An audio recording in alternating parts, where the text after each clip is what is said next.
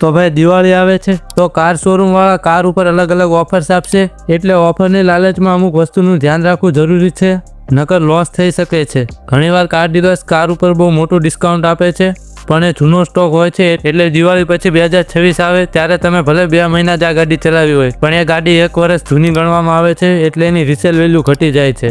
એના પછી ઘણીવાર ડીલર એમ પણ કહી શકે છે, એકચ્યુઅલી સર તમને આ કાર પર 80,000નું ડિસ્કાઉન્ટ મળી જાય છે, પણ એ 80,000માં 3 વસ્તુ હોય છે. પહેલું કેશ ડિસ્કાઉન્ટ, બીજું એક્સચેન્જ બોનસ અને ત્રીજું કોર્પોરેટ ડિસ્કાઉન્ટ. આમાંથી તમને 30,000નું કેશ ડિસ્કાઉન્ટ આસાનીથી મળી જાય છે, પણ બીજા બંને ડિસ્કાઉન્ટ અમુક લોકોને નથી મળતા, એટલે એ વસ્તુનું પણ ધ્યાન રાખવું. બાકી ફાઇનાન્સ વાળા કેટલું ઇન્ટરેસ્ટ લેશે એ ચેક કરી લેવું. મારી ગાડીની પ્રાઇસ સિવાય હું તમને ટોટલ કેટલું વ્યાજ આપીશ એવા મનમાં જેટલા પણ સવાલ હોય બધા જ એને પૂછી લેવા, અને સારું વીમો ઇન્સ્યોરન્સ પણ જોઈ લેવું. બસ આટલું જ છે. બાકી કાર ડીલર્સ સારા જ હોય છે, પણ અમુક ચાલાક હોય છે, એમનું ધ્યાન રાખવું જોઈએ. બાકી તમે દિવાળી ઉપર નવી કાર લેવાના છો તો કઈ લેવાના છો એ કોમેન્ટ કરજો.